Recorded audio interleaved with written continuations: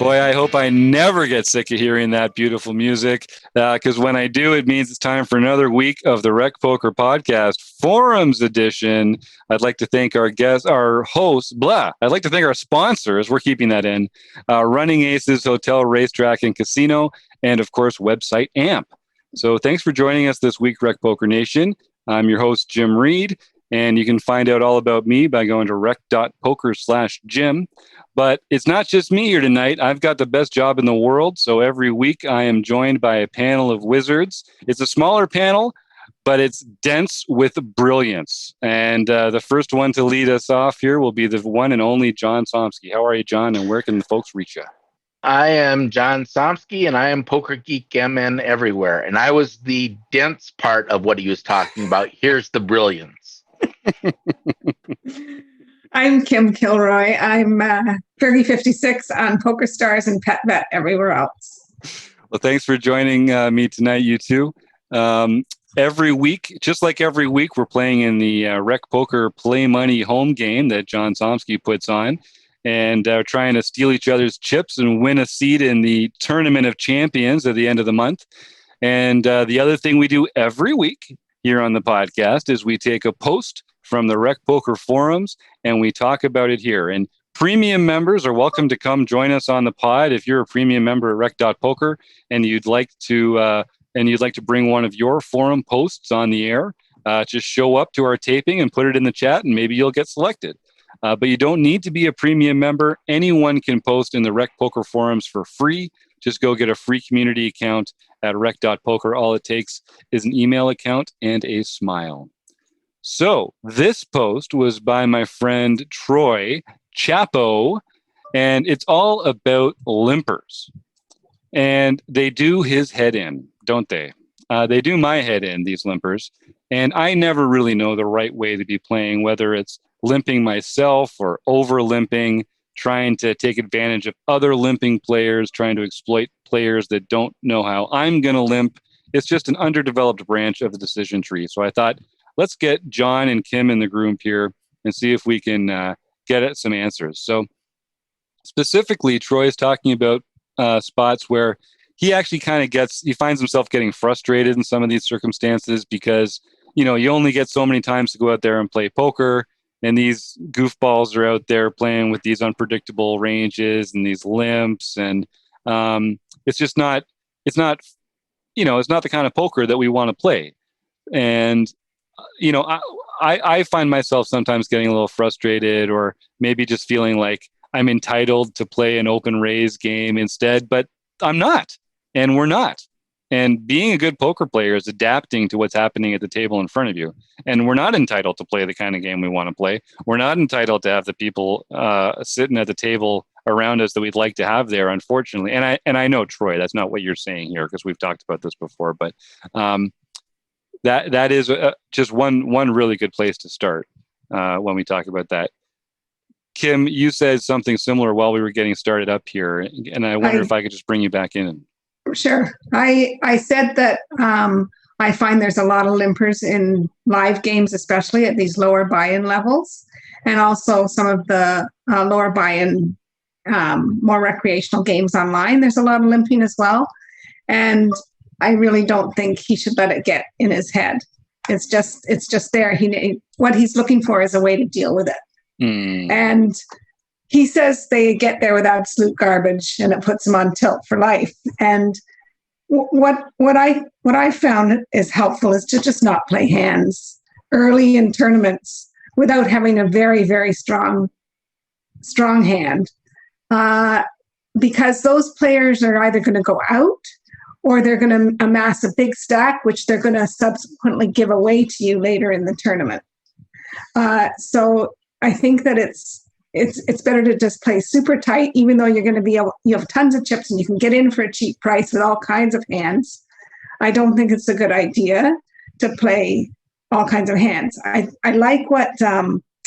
really like what Jamal said in his response to this post, which was, if you can limp along, it's good to play hands like pairs and suited aces, because you can outflush someone and you can get nutted hands then, and you can get a lot of chips that way. But otherwise, I think you just fold. Just treat it like they're raising. Because here's the other thing that I've seen these players do. They're limping with king, queen, pocket sevens, pocket eights, ace, queen offsuit. They're limping with hands that we would normally put in our raising range.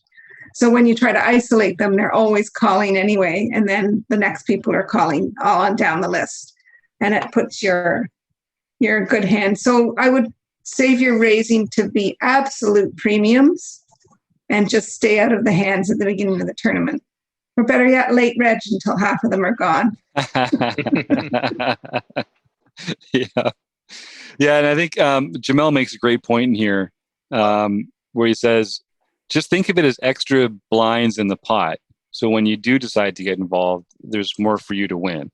And I think that's, at its simplest, that's a great way to just think about this, which over limping is what I really mean, which is just to, if there were no limps in front there, do you have the kind of hand that you'd want to be open raising with?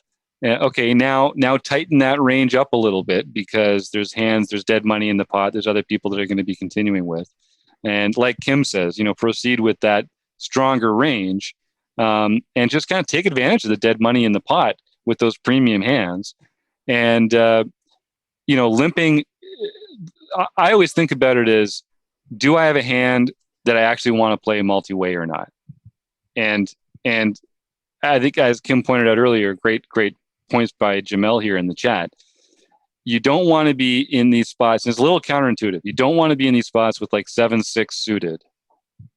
You'd much rather be in the spot with like ace-6 suited, because when there's 6 people in a pot, it's much more likely that 2 of you are going to have a flush when the flush comes in than if it's just heads up or 3-way. So if you've got a hand like 7-6 suited, you're more likely to have the lower flush, and you're going to lose a big pot.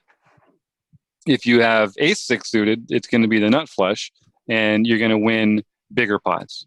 It's also going to be easier to play, which matters in these multi-way spots. And I think you can just throw away hands like queen jack offsuit, 10 jack offsuit, all those hands you'd like to be in there with and like to see a flop, but just hold them and don't get involved, even though it's cheap. Remember, some of these limpers will have strong hands quite often. They won't always have garbage. Yeah. And the more people that go multi-way, the less equity you actually have in the hand. So it's not like you can just get there because you're going to, quadruple up your stack.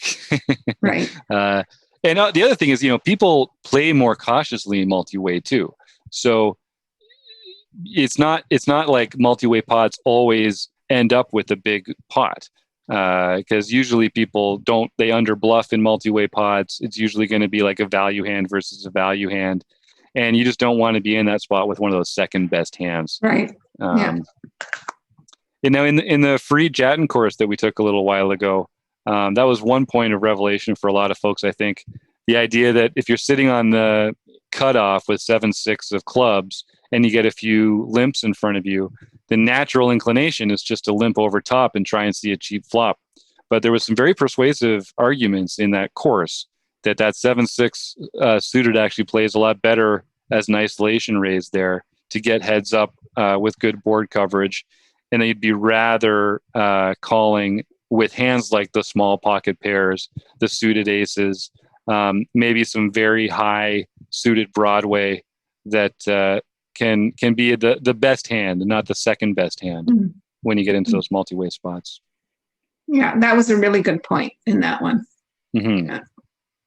And have either of you found yourself in a position to make some of those changes or to take some of those plays? When you've been playing since then, when you're facing limpers yourself?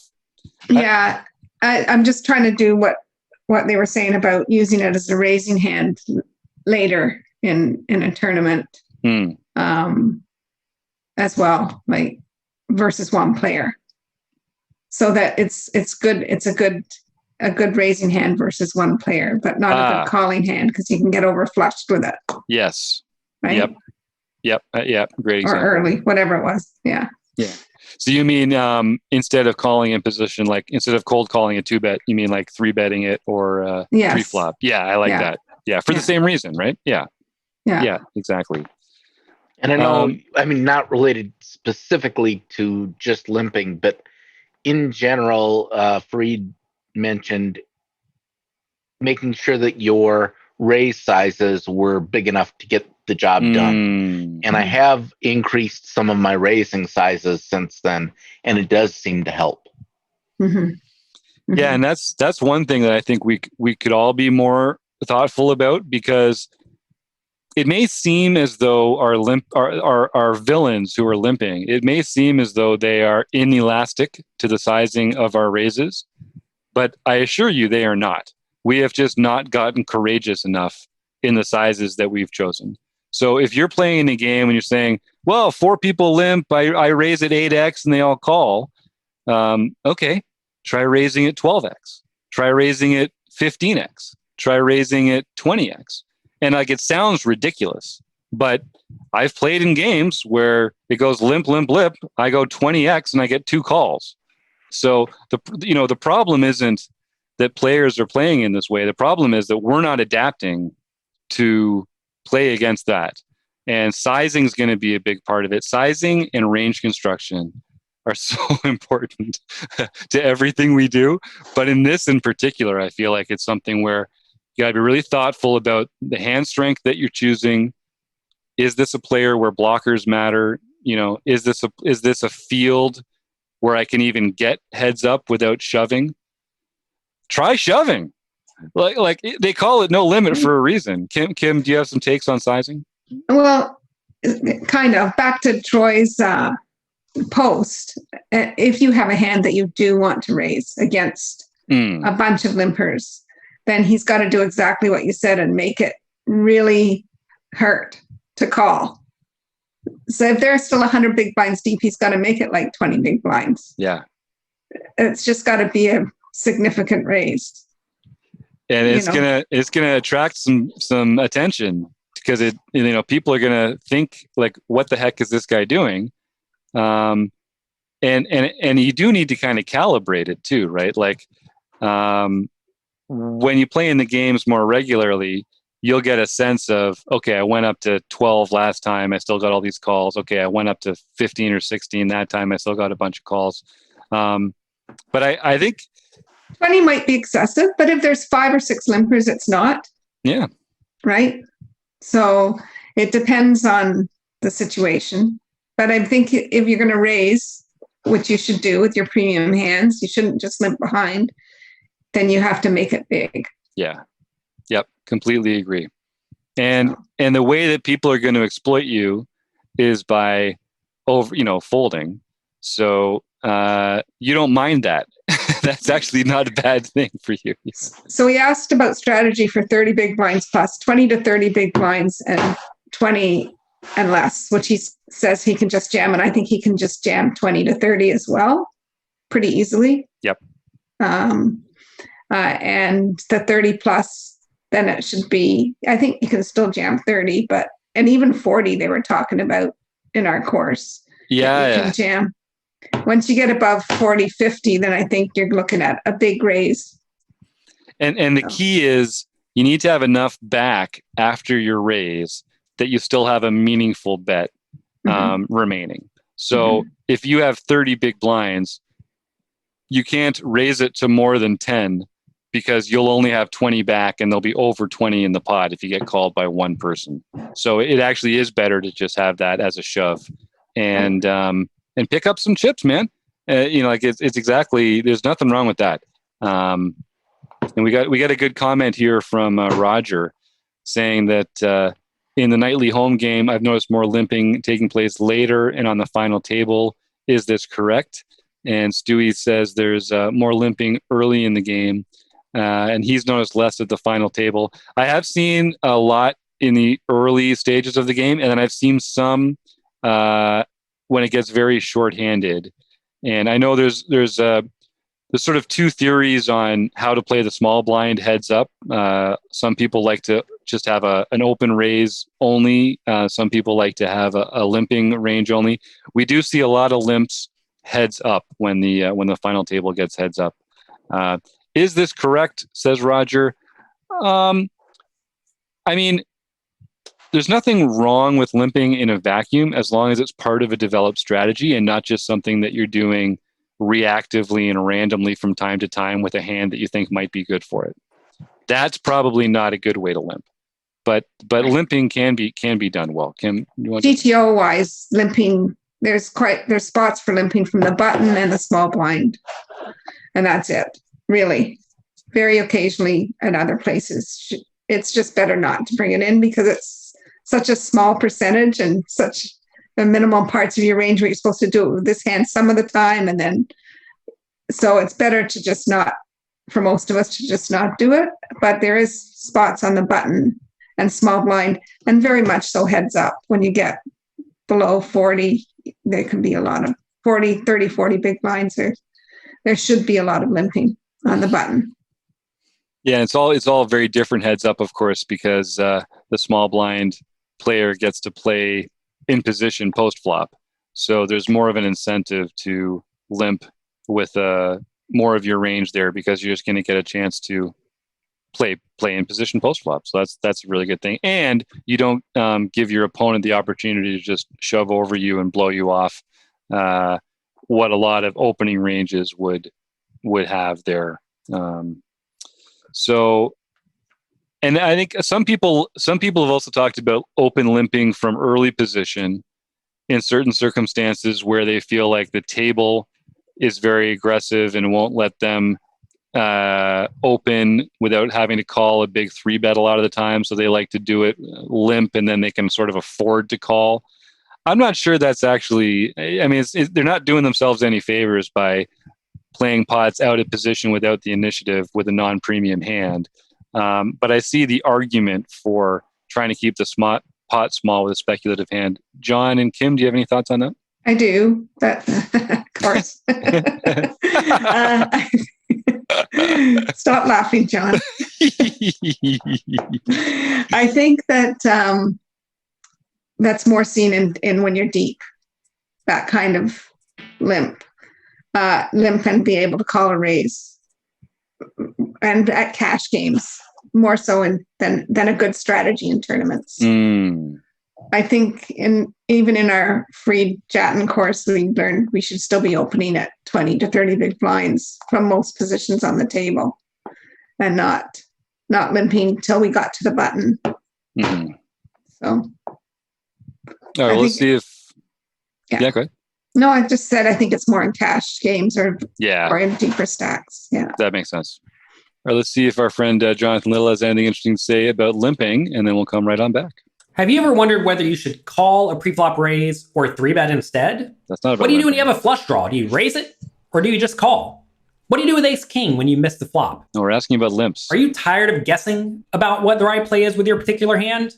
Well, my name is Jonathan Little, and I am a 2-time World Poker Tour champion and creator of PokerCoaching.com, where we offer over 1,000 interactive hand quizzes where you play a hand and then get real-time feedback from our world-class pros.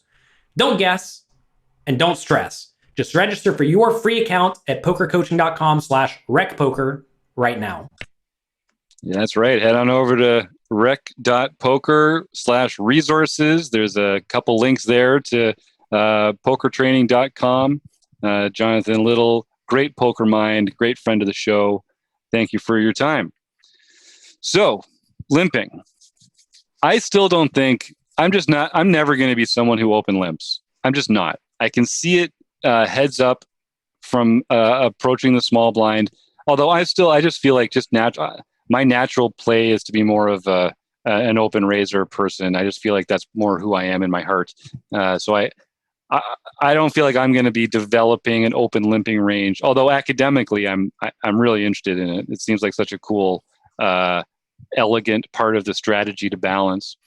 But over limping is something that everybody has to deal with, and it's something that we really should put some thought into how we're going to handle other people limping. So are there any general rules that we can put together that might make it easier for folks like Troy who are who are getting frustrated. Obviously, step one, don't get frustrated. They're usually what's happening is the people at the table are making a bunch of terrible poker decisions. And that's what you should be very happy about that. So that would be one thing. Yeah. I guess just what I said earlier, that my strategy would be the best strategy is just to fold and let the limpers take each other's chips until you have a hand that's really going to crush all of their ranges. Yep. That's a good one. The only other thing is if you can consider limping behind with hands that play very well multi-way. So these are your pocket pairs or suited connectors that you know whether or not you're actually going to hit on the flop. And as long as it is a game where limping begets limping, because you'll be in games like that where someone limps and now all of a sudden everyone limps around the table and that it's almost never squeezed. Then you can go ahead and take those speculation plays. If it's a table that's often squeezed, then do exactly what Kim said and just fold, get out of the way, or raise if you have the hand that you want to play it and don't get sucked into the limping game. Yep. I agree with all of that, except that I would only put in the ace high flush cards, ace small, ace something suited, and the pairs, because if we put in suited connectors, it's too easy to get overflushed by these multiple players that could be in there with their ace deuce of hearts when we want to play our 7-8 of hearts. So that would be my only caveat to that. And I do see some people also advocating for like including some suited kings in there for kind of the same reason that you're going to overflush a bunch of players. I think in that case, it's even more important what John says about being at a passive table where you're not going to get squeezed. Because once you start calling with those hands that you know you can't really afford to call a raise with, then you're not exploiting the limpers. You've drank the Kool-Aid, and now you're just playing along. So that's the one thing I would say is don't drink the Kool-Aid. And rarely will you make money doing the same thing that everyone at the poker table is doing. You want to be making adjustments to what they're doing. You want to be doing something differently from what they're doing. If you want to make money. And usually in games like this, it's going to be proceeding with tighter ranges, more aggressively to larger sizings, because those are going to punish the kind of errors that these players tend to make the most. All right. Well, anything else? It can be really frustrating and really boring to sit there and wait and not play your hands that you would normally want to play or normally want to raise with, like Jack 10 suited. Mm-hmm. If it had folded to you, you would have raised here, but there's already been two limpers, and now what do you do? So that's what I'm saying. Just watch what people are playing, and you'll find that they are playing hands like King, Queen, and stuff like that. So don't limp behind with your Jack 10 suited. Just throw it in the muck and wait till we get later in the tournament. Yeah. And if you're playing live, really pay attention to showdown. Okay. Yeah. Pay attention to, because in these hands where a lot of people are limping, there's usually not a lot of post flop betting either. So what's happening is a bunch of people are getting to showdown and turning those cards over. So then you start making notes on what are these people limping with, especially if they're limping and calling raises. Really pay attention to that. And if you're playing online, you can email me, jim@rec.poker. If you use Poker Tracker 4, I can help you kind of customize some of the note tracker notes there that'll help you keep track of exactly the kind of hands that players are limping with, limping and calling, limping and folding, limping and re-raising, that kind of stuff as well. We got a great question from Roger in the chat here. If you're limping with ace-x suited in pairs, do you also limp with ace-ace? And I think that's a question that you need to decide based on the people that you're playing against. If the people that you're playing against are capable of catching on to the fact that you're playing exploitably, then yes, you should try and balance it out a bit. But honestly, most of these games where everyone's limping and over limping and calling raises and stuff, they're not really what you give up in strength, you don't gain in deception enough to make it worth it, in my opinion. Yeah, and I want to say to Roger that you're not limping with ace-x suited in pairs. You're raising with them. You're over limping with those hands. Good point. Right? Great point. So you're not limping with those hands. Don't become one of those. Don't drink the Kool-Aid. And yeah, that's because there is a really big difference between over limping and being the open limper. And it does matter. And again, there are spots we talked about here in the small blind or maybe on the button when stacks get down where you could start open limping strategically. But for the most part, you got it. Roger says message received. All right. Well, I mean, listen, limping is a tough subject. We could do a whole seminar just on limping, and those rec poker seminars get to be 3 or 4 hours. Yeah, Kim. I have a feeling that it's going to be part of the future game tree. Me too. Because there has to be another part of poker that people go to. Yep. But it'll be a whole thing of limp raise, limp fold, limp call, and it'll be a whole other part of the game tree. Only a matter of time. It seems like I'm always like about two waves behind. So, whatever people are learning now, I haven't gotten to the last thing they learned. I'm on the one before that. Maybe you're just a cycle ahead and we haven't caught up to the retro version of what you're learning. No, I'm trying, John. I'm trying so hard. It's just not working. Nope, I think you're right. but there is a cycle to this. I remember 10 years ago, limping was just this thing that only idiots did. And it was clear that you were never a thoughtful player if you limped. And I remember thinking at the time, like, that doesn't make any sense. Like, I remember Nate Mavis on the Thinking Poker podcast saying, it's very difficult to balance limping ranges effectively. And I remember thinking, like, yeah, that's the way to say it.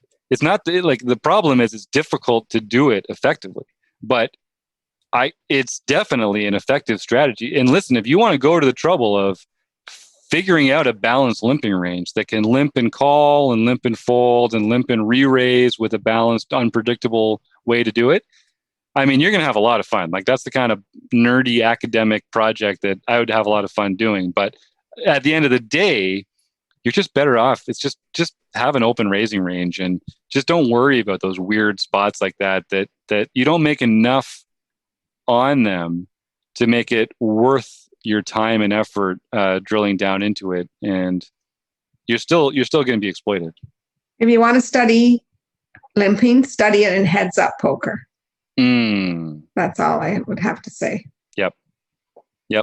I like it. Well, on that note, I would like to thank Chappo for writing that awesome post and Jamel for putting some really good thoughts into the forums there. Roger and Stewie, thanks for joining us tonight. And John and Kim, thanks for being on the panel. We'll see all y'all again sometime soon.